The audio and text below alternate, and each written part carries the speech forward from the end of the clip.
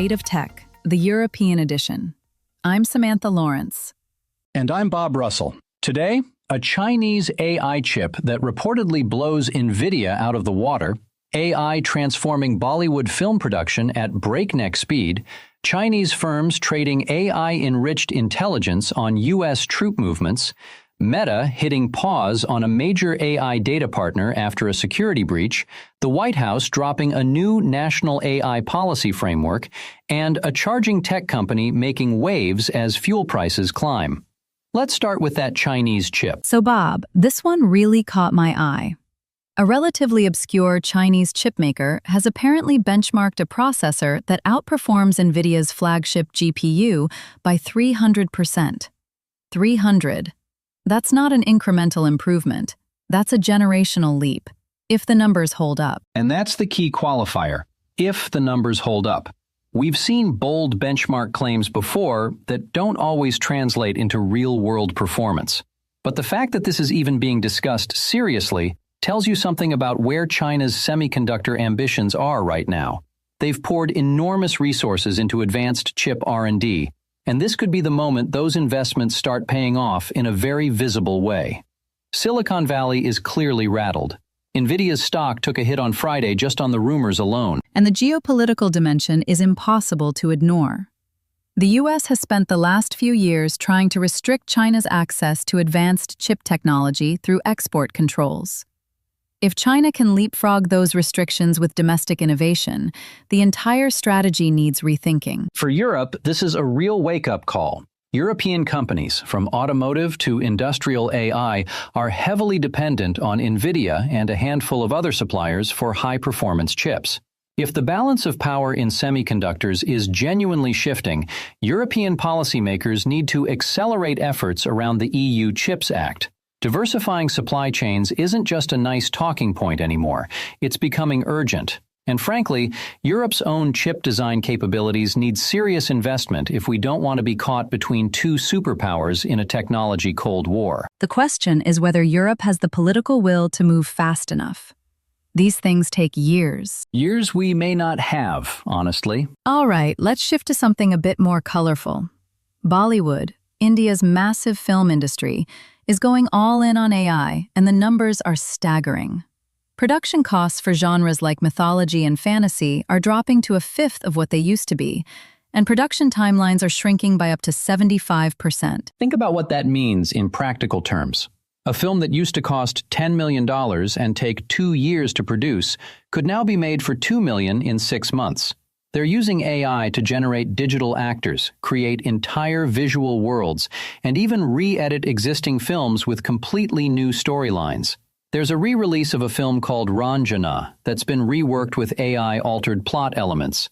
That's a fascinating and slightly unsettling development. It is. And predictably, there's pushback from artists who worry about creative integrity.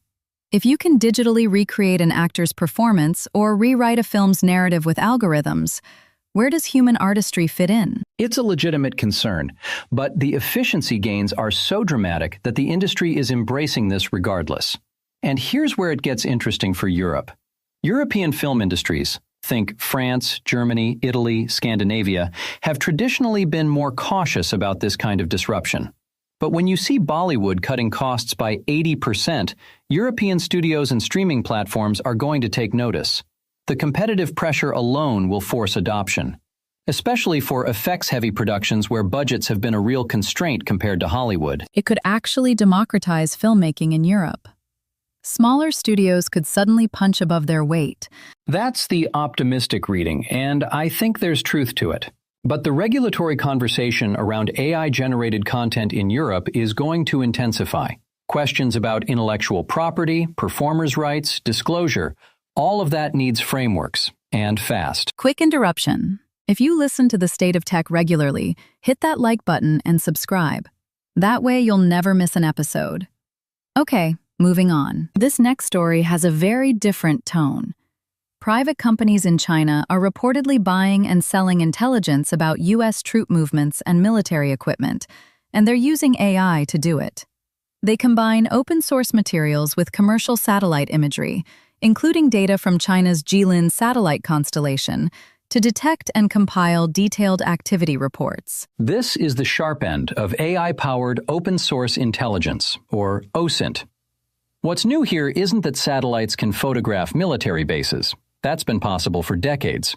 It's the AI layer on top.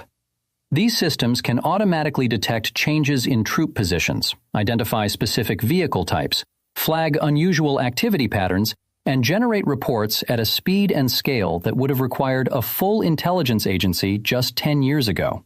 And now, private companies are doing it commercially. Which raises a whole host of questions. Who are the buyers? What are the end uses? And how do you regulate something that's technically built on publicly available data? That last point is the real headache. Individually, each piece of data might be innocuous, a commercial satellite image, a social media post, a shipping record. But AI can fuse all of that into something that looks a lot like classified intelligence. For European defense establishments, this should be deeply concerning. NATO allies share military infrastructure, training exercises happen across the continent, and European forces deploy globally.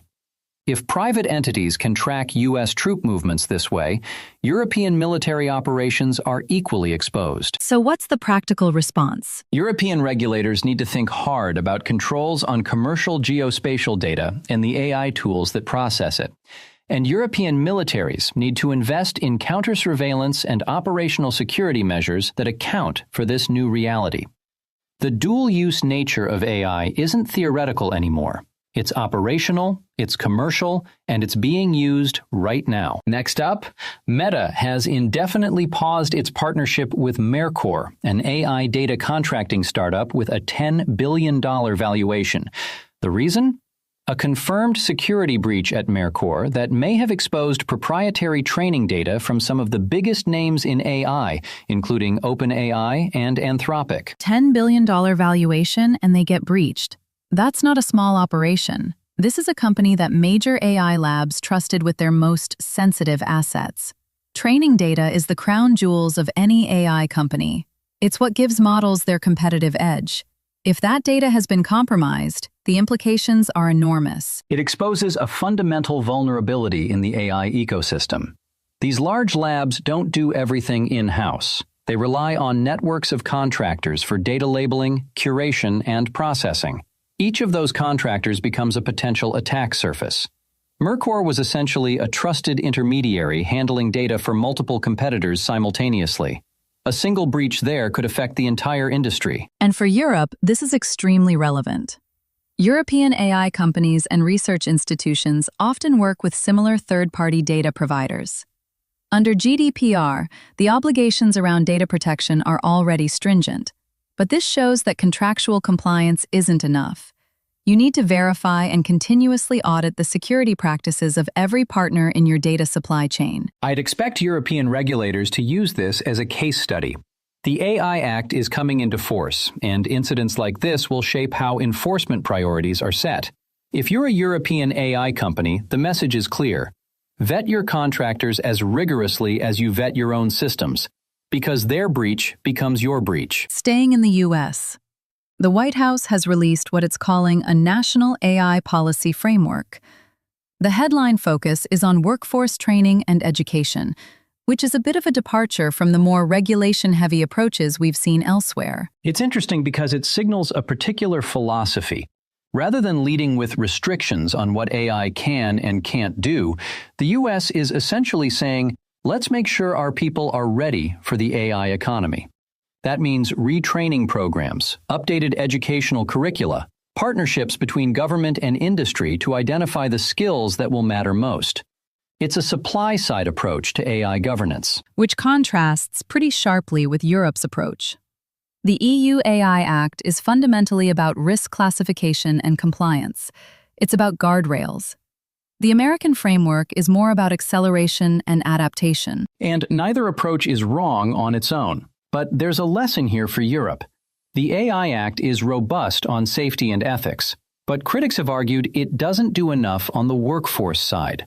If European workers aren't equipped to build, deploy, and work alongside AI systems, all the regulation in the world won't make Europe competitive. The U.S. framework should push European policymakers to invest more seriously in AI education, from schools all the way through to mid-career retraining. The talent pipeline is just as important as the regulatory pipeline. And honestly, it's probably more urgent. You can write rules relatively quickly. Building a skilled workforce takes a generation. All right, last story.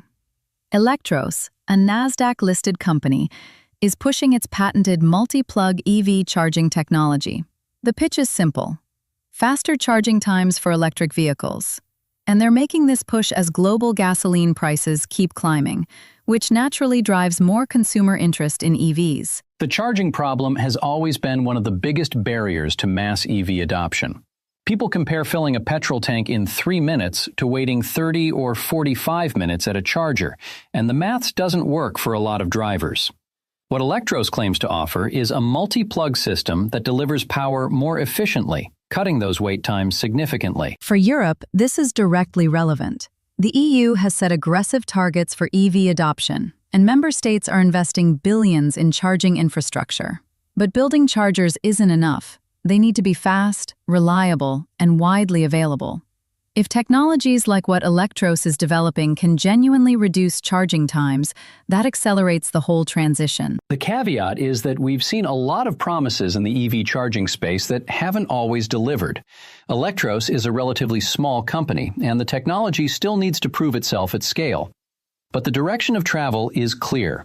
Rising fuel prices are pushing consumers toward EVs faster than many forecasts predicted, and the companies that solve the charging convenience problem are going to capture enormous value. European charging network operators should be watching this space closely and evaluating whether this kind of multi-plug approach could be integrated into the next generation of European infrastructure. Competition and innovation in this space can only be good for European drivers. Couldn't agree more. That's our show for today. We covered China's AI chip challenge to Nvidia, AI reshaping Bollywood film production, Chinese firms trading AI-powered military intelligence, Meta's security breach with Mercor, the White House AI policy framework, and Elektros pushing faster EV charging. Want to know more or react? Visit stateoftech.eu or email us at info@doorzetters.net. State of Tech, the tech world in 15 minutes.